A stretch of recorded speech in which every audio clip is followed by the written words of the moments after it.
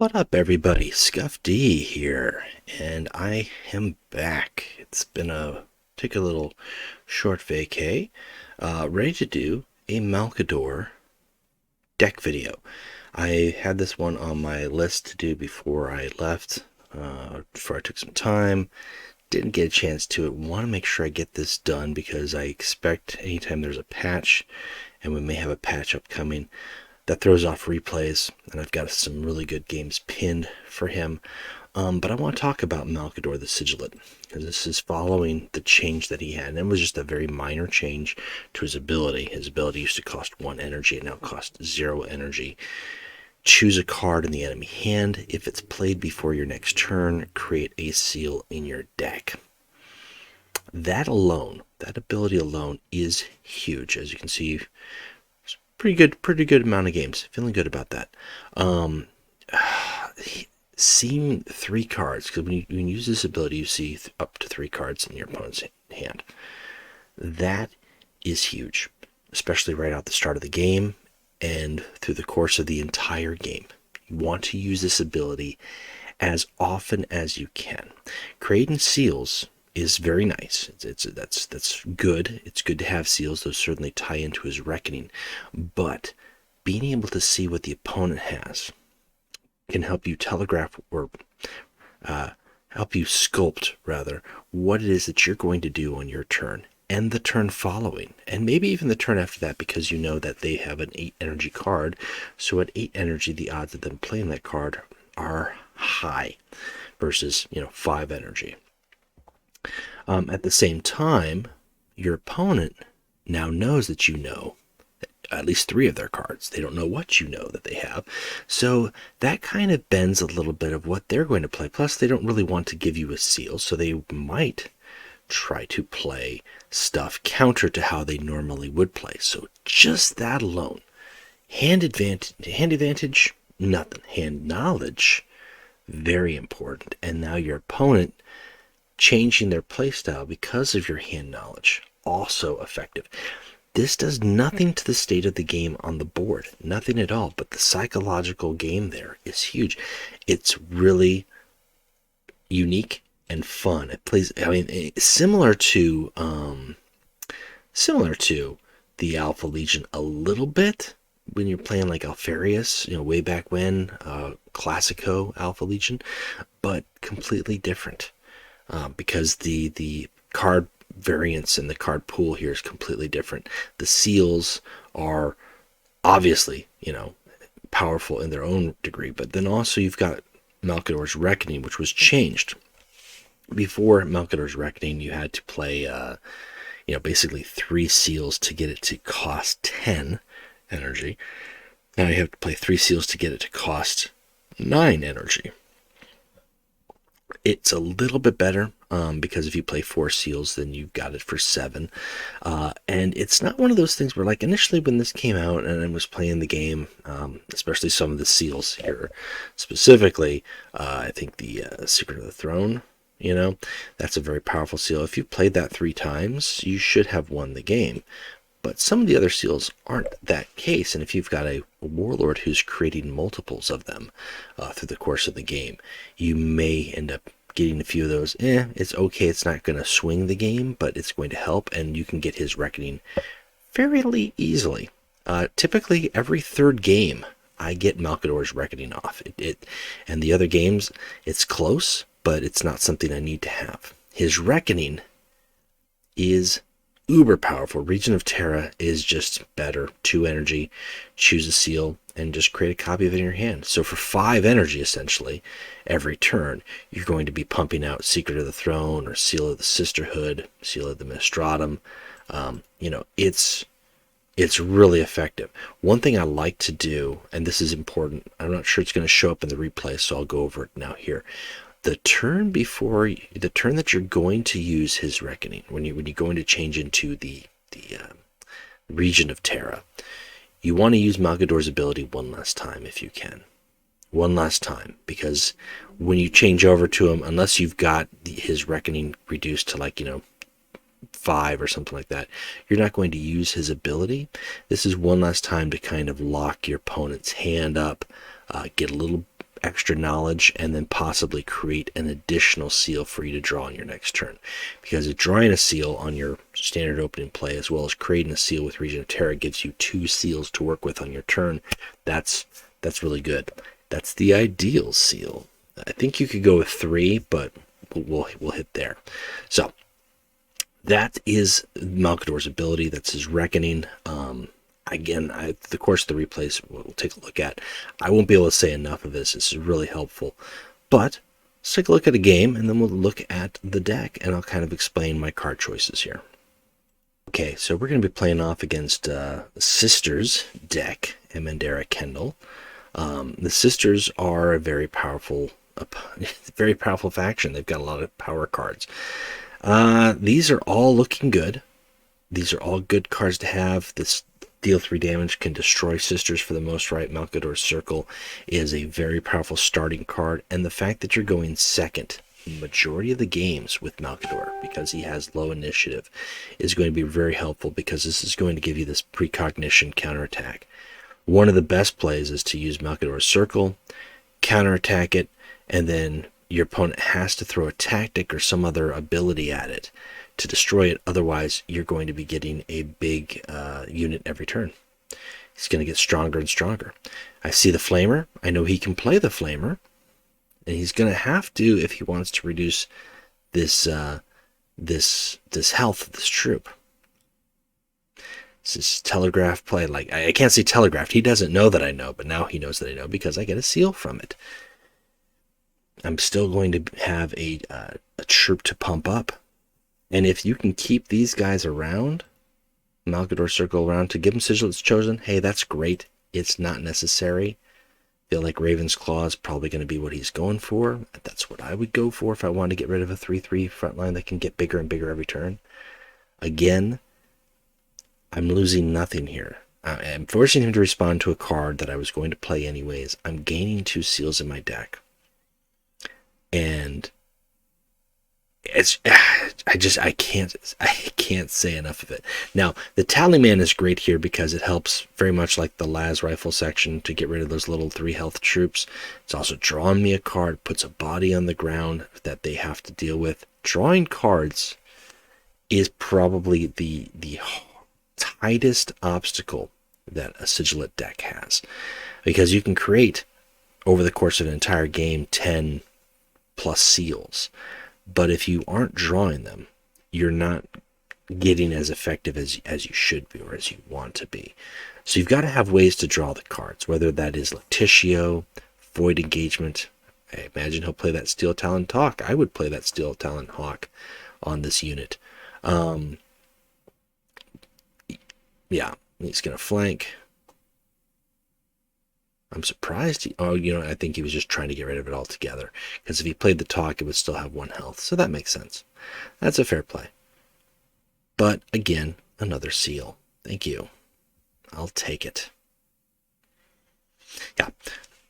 One of the thing I found with the early drafts, especially when Malcador's ability cost 1 energy, is getting the seals in hand was very hard to do. Once they changed his ability to 0 energy, that helped a lot, more than his Reckoning. I mean, the Reckoning change was very nice because it seems like it's more effective. You can actually make use of it. But the ability change, I think, is the most important thing for Malcador to make him much more enjoyable to play. And so far, I've been hitting it out of the park here, predicting what cards this player is going to play with, what they're going to be using. And in addition to that, I'm also seeing what's in their hand. So I'm not losing anything here. I don't have a whole lot of a board state. Malcador can really play with the board state between the troops that he has at his disposal, as well as, we'll do that. Get rid of your flanking troop if you want to bring him out. As well as just the fact that his tactics and the ability for him to use his seals really can help steal the show. No healing on that Neruda. That's sad. That's sad.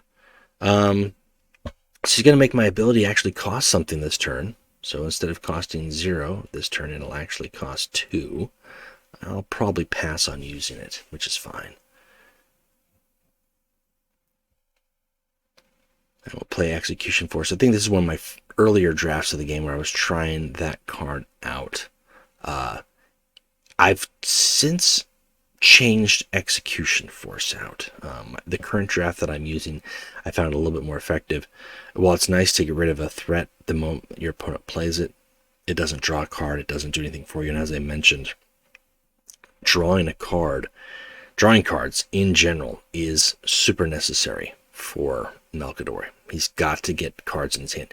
It turns that he can play multiple seals, very, very helpful. If he can't play multiple seals, that's going to hurt. Or he can only play one seal and he's only got a 2-card hand. That doesn't do him any good at all. So we're going to throw out a flank, get a fat front line out there. I think we're trying with Malcador's veterans. They're okay for a 5-6 front line. That's has to be dealt with, but they are dealable, and because they've got that 5 attack, they are also subjected to to his flanking troop given its sneak attack. So it's not something I want to throw out too easily. That's one of the Execution Force targets. There'll be no stunning, not this time. Here we go. We're going to hold on to that. That is Seal of Sisterhood is possibly the best. Possibly. It's not guaranteed. And now that I've seen that he's got an Apotheosis, I know he's going to try to tank up, gain his health. He's at 10 energy. He can certainly play it. It's not going to do him much good here. But notice that didn't trigger a seal. So what does that tell you? It tells you that he has 2 Apotheoses in his hand. And that is worth noting. The one thing with Malcador's ability is it is card specific. So if you pick that Apotheosis or Defensive Satellites and your opponent has 2 of those cards in their hand, if they play the copy of the card that you did not pick, it will not trigger that ability. The same thing works for Covert Operative and a couple of the other sisters effects, right? So that's a possibility of that being a problem. So keep that in mind. If you see that being used, you're like, why didn't it create a seal? You should know that that's the reason why it didn't create a seal. This is an example of a game where I should have used the ability first before I transformed, and I missed out on that. Because I would have copied his Apotheosis to gain 1 more seal. I've got 2 cards in hand. That's not a whole lot to work with. As I mentioned, you're starting to see where the weak spots are. On the plus side, he has no cards in his hand, but he has got his Greater Destiny for Kendril, so he can heal infinitely and raise her attack every turn. That'll end up costing 10 energy, but he'll never run out of cards. So I've got to hit hard, and I've got to hit fast, and I've got to keep myself alive to do that. I can use my ability to heal 7 or deal 7 late game, but I've got to get to a point where I punish him first for that. And that's really where taking advantage of Covert Operative, keeping my Ganymus alive. We've destroyed that, so we don't have to worry about that threat. He's going to be able to stun me. That's fine. I've still got 17 cards in my deck compared to the one that he has. The one he has will never go away, and it will increase his health every single turn. But I still have got options within my deck to use. He's only got 2 cards in hand, and we'll take what we take. I think what we took actually ended up winning the game here. Unfortunately, thanks to glitches, you can't see what card that was, but that was the game. All right, so that is a first draft of the deck. The deck has evolved since then. Let's take a look at the deck. And you'll see that this deck has got a lot of faction cards in it, a lot of epics, a lot of rarities, commons, rares, and legendaries as well. But it's also very low curve because I want to be able to use my troops as well as play seals. And the more options I have, the better. Now, I needed card draw. Relic of Old Night is a card draw. It's really nice. First off, it gets you 2 cards now at the cost of putting one of your cards in hand back to your deck. But because some of these cards are very situational, Sometimes I want to do that. Sometimes I want to pass on having a new loyalty in my hand, and I'm going to throw that back in. Or I want to pass on having Imshen late in the game, so I'm going to throw her back in. Early game, she's great, but late game, maybe not so much. So I throw her back in to try to draw 2 cards. Possibly a seal. I might get that card back that I put back in there. Either which way, I'm not giving my opponent anything. That's why I like Relic versus Lactitio. Lactitio Divinatus, you're giving your opponent more cards. With Malcador, using his ability, the less cards your opponent has in their hand, the less options they have, which means that they're more likely to play the card that you select. So I don't want to give them more options to thwart my selection. If you are playing with Lactitio Divinatus instead of Relic of Old Night, make sure you use Malcador's ability after you've played Lactitio and given them the additional card, because then that way, again, you're taking advantage of the greater window, and the only option that they have to play that is not a possibility of giving you a seal is the card that they drew that turn. Number 2, Council Informant. I decided to go with 2 of these, and I'm still on the fence about having 2, but I find that 2 works well. Starting first turn, this is another good card. Not a great card, but it's another good card to give the counterattack to give them precognition, so they can begin to choose tactics from my deck and draw it. I've got a lot of tactics. I don't have a ton of tactics. This is still a troop-heavy deck, but the tactics I have are very nice. Command Bridge, New Loyalty, Classified Assignment. They all do very important things. Sigillite Chosen is my offensive tactic. So having those at my hand early on for 1 energy is good. Kai'Zalane is going to give me options just in general. That's not a bad card to have. One thing that's nice to note about Kai'Zalane too is if he manages to survive to the 4 energy turn, if I really want to, I could give him a Sigillite Chosen. I tend to not, because he is still susceptible to being returned to my hand via Malcador. There are better targets to use, but he does come in handy. New Loyalty I've waxed and waned. In some decks, I think right now I'm okay using it because I'm running into more and more troop decks. So it's good to have a card to throw out that plus I get a little peek as far as what troops to look forward to in their deck. But this could easily be replaced for something else. This is not a must-have. Classified Assignment is, number 1, it creates a seal at your choosing, so you actually get to choose which seal you're going to get, which helps you kind of in your matchup. Depending on what you're facing, you'll know that this is the best option. But it's also drawing a card. Again, card draw. You may draw the seal that you create. You may draw a seal that you previously created. You might just draw cards to get to your deck so you can increase your chances of getting your seals. Gaze of the Regent, very important.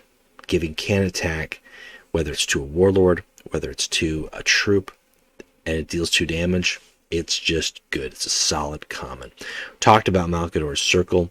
These guys are helpful in so many ways. Imshen, for the first probably third of my games, I did not have this card. Imshen and Cerberus are new additions, and I still don't have Promeus. So Malcador performed well without Imshen. He performed probably about the same with her. Honestly, I mean, she's a great turn 1 play, but I had other good turn 1 plays too, so she's not necessary. She's not a make or break. Neither is Cerberus, and I'm on the fence with Cerberus too. He's a good closer if I need him, but he could be a liability. Crucial Choice is just in here because right now it's in everything. I can't say pros or cons about this card right now. It just is. This could be whatever flavor of the month that is out there in the game, because given time they'll change Crucial Choice or they'll add another card that does something else.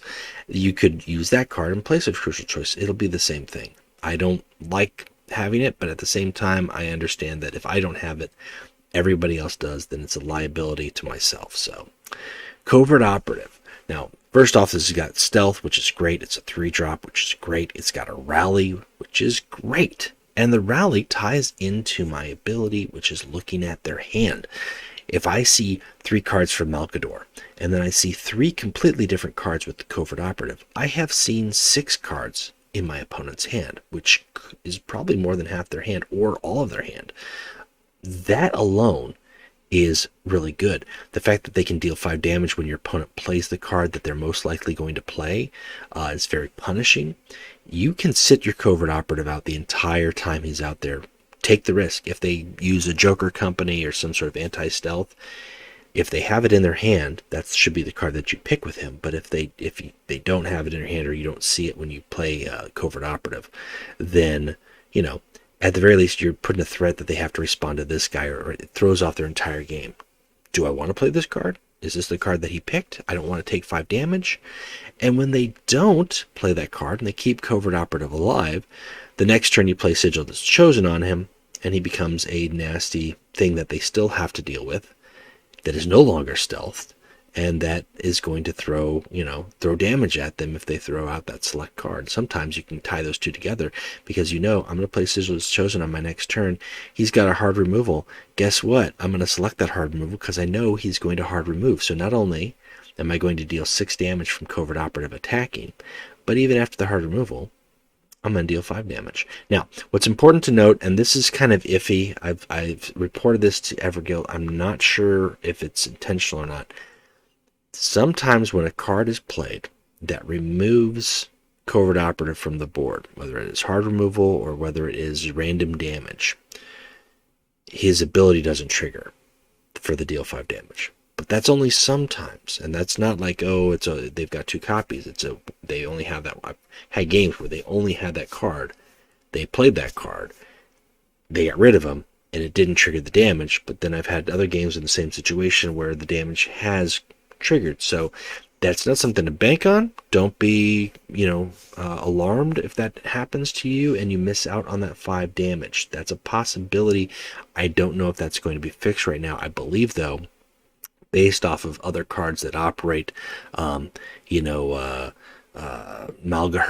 the Twisted, that copies cards that get played unless he's going back to your hand. You're going to get, his ability should trigger. There's other effects that do, like if covert operative was returned to my hand, that wouldn't trigger. But if he's on the board, the game state from other cards indicates that this should work as normal. We talked about the Tallyman, drawing you cards. Jukebox Starsight, giving you options from your opponent's deck is always nice. Orbital Base, and this is a shout out to Terse from my lodge. He made this recommendation with his Malcador, and I agree. This is very helpful, not as a 2 of, just as a 1 of. Mid to late game, if you have got even 6 cards, 5-6 cards in your hand besides Orbital Base, playing this to draw 5 or 6 cards where you have got multiple seals in your deck is a really good option. Very rarely do I have a full 10-card hand that I'm playing Orbital Base on and drawing 10 cards. This isn't Alpha Legion. I'm not trying to do that. What I'm trying to do is get some fresh options in my hand, hopefully 1 or 2 seals, so I'm in a better situation to play those, both for my Reckoning as well as for combo potential. So Orbital Base is very good, and it's drawing cards, multiple cards, but it is contingent on what's in your hand. So you want to play, you don't play Orbital Base if you've only got 2 cards in your hand. That's not even worth it. Aristed Kel, Vindicare Assassin, again, a fabulous card. Good target for the Sigil is Chosen, but in of itself, dealing 5 damage and or creating a seal, also very good. This is your offensive. This is probably your number 2 offensive card, I would say. Your number 1 offensive card is most likely going to be your 2 closers. That can be a variety of cards. I've had it be Ganymus, as you saw in the last game. I've had it be Bodvar. Bodvar works very well. I'm working on having it be Cerberus to see how that works. Bror Tearfinger, again, another fantastic rally. Creating a seal is ideal. That's really what you want to do. Whereas Tallyman, sometimes I use it to draw cards, sometimes I don't. Kel, sometimes I don't really care about the seal. I just want to deal 5 damage. So, but Bror, if you can kill it to get the seal, that's really where you're going to sing. Sword of Truth, it's the legendary. This is probably, out of all the legendaries I have in here, besides Crucial Choice, Sword of Truth is one to have. I think you can play very well without Command Bridge, but having Command Bridge makes it very easy for you to go get your seal that you picked, that you put in the deck, that is going to best serve you late game. Command Bridge is not an early game play. You save this for mid to late game when you know you've got several seals in your deck, and this will save your butt time and time again. Sword of Truth is a closer or a butt saver or a troop copy. It's good to have. So I can't not recommend it. Bodvar having ward as well as being a good body that can become an 8/9 or stronger with cards like Sigillite's Chosen, and the fact that he costs 7 energy or Cerberus costing 8 energy, don't let that throw you, because you are playing Malcador, and the odds of you creating that seal where your next troop or tactic costs 0 is very likely. So you could get Bodvar for 3, Cerberus for 3. You're playing 3 and then play Cerberus, and then you pay another seal and you get something else, and that seal going into the collection here. Really quick, let's talk about the seals. As I mentioned, Secret of the Throne, Seal of the Sisterhood, those are probably your 2 biggest power seals, right? Seal of the Ministratum, your next troop or tactic cost 0, is more effective than you know, especially in getting Malcador's Reckoning reduced. Play this as quickly as you can, even if you're playing it for 3 to reduce a 4-cost card to 0. You're going to reduce your Reckoning, and there's nothing wrong with that. Unless you plan on keeping it in your hand to play Orbital Base and cycle in 1 additional card, or there's no cards in your hand to play, it's worthwhile. Pax Imperialis can be beneficial. It's a Melgator at the very least. Returning an opponent's troop to hand is very handy. There have been times I have returned a wounded or 1 health troop to my hand to lower its cost to play it again. Not often, not all the time. Usually I use that on my opponent's troops, but that's a good card. And Secret of Unification, that could be a closer. In some games, it's not going to do anything for you. Yeah, some warlords don't have troops for you to take control of, so this is probably on a questionable level. I can't rate them in tiers because honestly, it's going to go down to the game. Who are you facing? What are they playing? And most importantly, how are you playing? So let's take a look at a couple more games, see how the deck evolved, and kind of try to offer some additional tips in playing Malcador. And then I will talk about his weaknesses when we get back. Okay, so how about an agents versus agents game? Iota, very popular because of her ability to give can't attack or 3 damage. That's fair enough. And then on top of that, she has got the Agents of the Sigillite card pool. That's fair. Excuse me, I was parched. So we're going to start off here. I know I want the Seal of the Sisterhood. Why do I want the Seal of the Sisterhood? Because I'm Agents of the Sigillite, and I know that I have a lot of troops that have stealth, that have 3 health. But also that could gain Survivor or Ward. So being able to deal with those troops out the gate is very nice, very handy. I know that she's got her ability to deal 3 damage. So if I throw down Jubak, he's going to live 1 turn. I could do this right out the gate because I want to keep my options handy. Get rid of his Jubak, lower my Reckoning. I'm up. I can use my ability. Take some time. Would he play Execution Force or Abandoned Supplies? Odds are high with 4 energy. He might actually play both. And he's going to go for the troop, and he's going to go for Kai. Very nice. Kind of wish I had my seal for this turn, but I didn't keep it. However, he's used his ability, so I feel a little bit more comfortable in having him stay alive. We're going to still double down on what he's got. I'm still seeing those 2 cards. And at some point, as he gets more energy, he's going to play those. Now, here's where it comes in interesting with the Agents deck, especially the non-Malcadors. Malcador's ability costs 0. But Tybalt, Rubio, Iota, and you start putting in troops like this, Malcadors and Kai, and then maybe they throw in a council informant, or Kel, you start to have a lot of troops that have abilities costs, and then you find that a lot of the majority of the energy. See, I should have taken a look at his hand before I played that, but now that I did, I know that I'm going to get what I want. A lot of the energy for his then goes to his abilities and isn't going to playing cards from their hand, which is kind of, I won't say it's a huge, penalty, because you're still getting some good stuff, but it is a penalty. It still does affect the opponent. I'm not sure if he's going to play Arvida or not, but I think that's what I selected on that one, just because I would want to get down a large body as quickly as I possibly could. Execution Force is still a good play. If I was playing against another agent's deck, I think that's a good card to throw out there, because they're going to have a lot of stealth troops or some of those ward high health troops, so that's not a bad play either. Yeah. So now that he's finally got that, and he got my Jubok with his new loyalty, I think, because I've had this Jubok in my hand for a while. Oh no, with his burden of duty, he brought his Jubok back. That's what it was. Okay, he got rid of my Emshan. That cost me 2 energy. Late game, not a big deal. That's honestly not a huge thing at all. Let's see what I can get. Let's see what I can get from his deck. Well, I might actually be able to take advantage of that, because the odds of me playing seals more than him are high. So I could possibly turn this into a big thing. I'm going to break my covert operative here, though, because I do need to answer some threats. I've got some other things on board, so it's really going to force him to play some stuff. It's forcing me to play stuff that I wouldn't normally want to play, but, you know, it is what it is. And now I'm hurting. He's got a leg up. He's got some good health on me. I don't have a lot going for me. Let's see what we can do here. Try to get strong.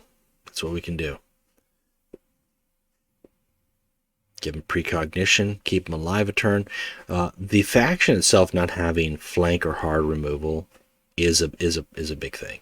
That is probably one area of weakness that they've got. Well, they've got a couple weaknesses. But that is definitely a big area. No fast, no flank, no hard removal. Their hard removal is tied to other cards, so it's not like a one play. You have to combo it. You have to lower their health to 1. It's still targeted, so not guaranteed. That's going to help play things a little bit. Give me some options in my deck.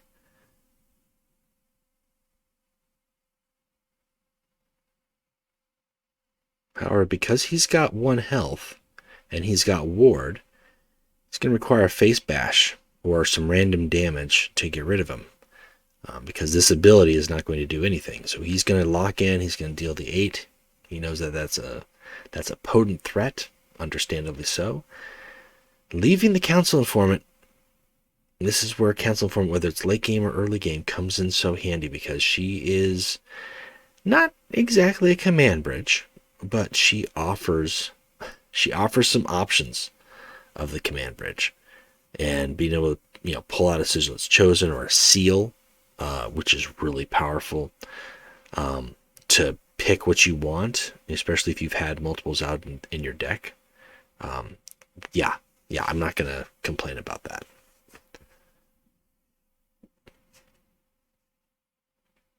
Still a very tight game, and it should be. Agents of Sigillite are a really fun faction, but they are not. They're not a straightforward faction. There's a nuance there. I can't say enough.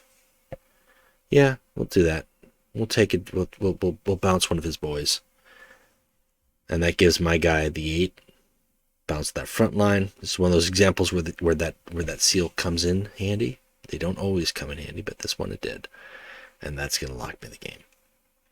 Yeah, they're not a straightforward faction. They do take some subterfuge. They do take some understanding and thought process, because not only are you playing with your cards, but you have to consider how your opponent is going to play their cards. And we've got some alt art Sanguinius. This one was one of the more recent games here, I think, after I put new loyalty in to try that out. One thing I gotta say, I didn't get a chance to say it because it was going on the break, but this alt art is nice. I know some people don't like it. They don't like the armor that he's got, but I really like how the wings line up with the wings on the back of the card. It really gives him some grand pose. I think that's awesome. Just taking a peek at his hand. So he's got Host of Angels. So I know I want to be prepared for that at 7 energy. That is going to be a problem for me otherwise. If I don't have a Seal of the Sisterhood to deal with all those drop pod troops, then I'm going to have a problem. So we'll do that. Copy a card. We've got Foresight. I don't think he's going to play that, but Foresight, Host of Angels, Revenants. Okay, we're seeing some things. He's taking a look at one card. This is just the perfect, like, father-son relationship, like stepfather, mother, father figure. Sanguinius, with his mighty precognition, is able to look at one card. Malcador is so powerful as a psyker, he's able to look at 3 and gain a benefit from that. Obviously different card pools completely, but still. Can't keep that thing around. Let's go ahead and deal with it. And we've still got a thing.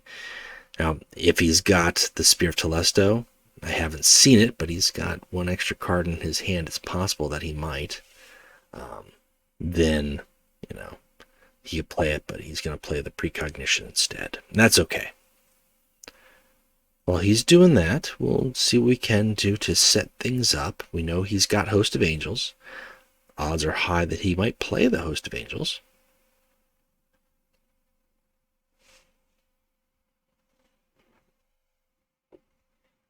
We're in, I won't say the best position, but we're probably in a good position to deal with it. But then he top decks that card.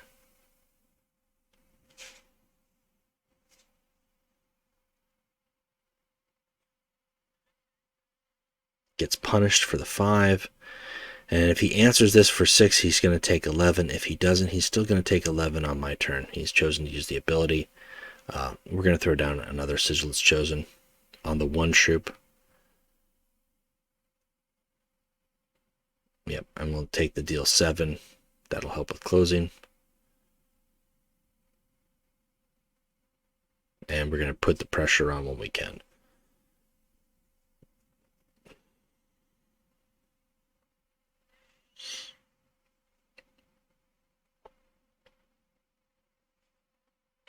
And this is one of those games where, yes, Sigillite's Chosen is a good card. It's a very powerful card. I wouldn't argue that it is too powerful, but I also wouldn't argue that it's not, that it could get adjusted. Maybe Survivor 2 instead of Survivor 3. Given how the faction is and given the troops that they have early game and really what they utilize are some random degrees of the seals and ability costs, it's not a bad way for them to gain something. To be able to put those operatives to better use or to give them longevity, to put a threat on the board that your opponent really has to answer. That Crimson Spectre, though, is going to really kind of shape up the game. And he knows it.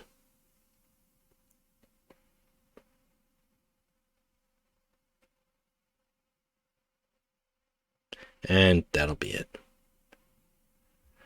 Betrayed by his own, Sanguinius's, Sanguinius's bodyguard decides to side up with the Sigillite. So, let's talk about some weaknesses of the Sigillite. As I mentioned, probably the biggest weakness is card drawing. That is a big area. There's a few things that you can go about improving that, whether you want to give yourself, some more card draw options such as Lactitio or Void Engagement. You certainly can. I've seen some people play Inner Chambers, which creates a seal as well as draws a card. For 9 energy, that's an awful lot. However, if you are playing it for free because you've got the this 1 seal play, that's great. That's a very strong play. That's not going to be guaranteed. I wouldn't play Knight Varen as well for the same reason. Just not a fan, plus them getting stolen or having an M-Shen copy it. Bad news bears.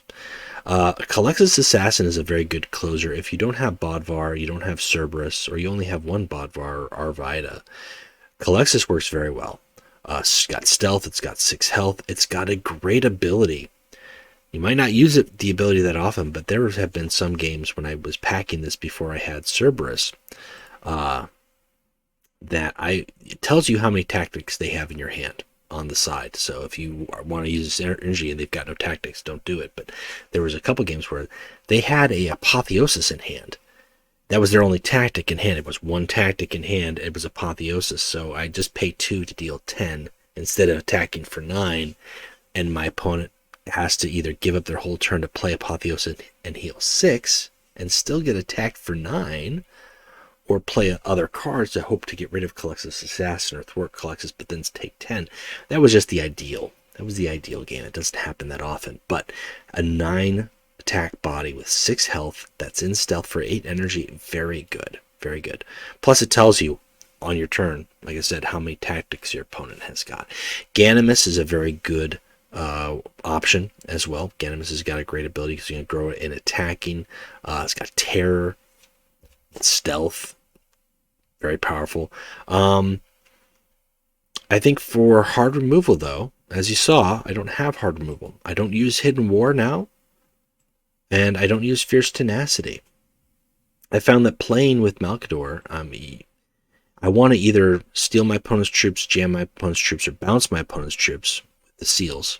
So that's really why I don't include those 2 cards. Plus, I need the space for my offensive capabilities. So for Malcador, it's really hard to have hard removal options. Your hard removal has to come in the form of your troops, or your troops enhanced by Sigillite's Chosen, or by some very lucky seal creation and drawing. Now, it doesn't need to be that way, but for my deck, the way I built it, I believe that's really how it works best for me. And that way I don't have to use Malcador to attack as often, because you really want to use his ability every turn if you can. If you are playing a game where you're not using his ability, you might be keeping the board state at an even tilt, but you are losing the game because Malcador's ability and multiple seals come into play late game. It's a thought process there. If you've created only 1 seal through the course of the entire game and you get to the end game, you only have 1 ace up your sleeve. But if you have created 5, 6, 7 seals through the course of the game, the possibility of getting 1 is increased, but you could also have 5 or 6 options to combo with each other. So that's why it's very important to use other cards for your offensive needs and use his ability as often as possible. Obviously, a very big hate that the faction generally suffers from is anti-stealth hate. Anything that can stun, Secretary Peltas, Joker Company, which doesn't get played near as much anymore, Skitari Protector, those are really going to be problems, banes for your existence. Sabotage can be problematic. It's not the end game, so don't feel terrible if your Sigillite's Chosen gets sabotaged. That happens, and ideally, you should see it coming. Don't do what I did and pick at their hand after you play the card. And Edict of Censure, or cards that hurt your tactics. You have a lot of troops. My deck has a lot of troops, but the tactics I've got, I don't want to have to play for higher cost, or I don't want to lose. I've had a couple games where my some enemies' edict went off and cleared out half my hand. I luckily drew a card I could use, and I had cards in my hand still, but if you lose 3 or 4 seals in your hand, you're going to be really sad. Malcador also could use more frontline, so if you can find ways to increase your frontline, maybe consider an Ornatov's Barge, or some of these wonderful new Solar Auxilia troops. I think the 4/5 is a very solid one, but also you could just use the 5/6 from the faction card pool. That works very well too. Protecting your warlord to get to the end game is important for Malcador. He really shines. He really shines in the end game, and that's a lot. That's what I can say. I've had a lot of fun playing them. The faction as a whole plays completely fun and unique, but Malcador especially, it's every game is a new experience because you're really not just playing your deck. You really are matching wits with your opponent. You're matching wits and trying to see what they're going to play. How would you play their deck against yourself? You know, and kind of put yourself in their shoes. And that's really fun.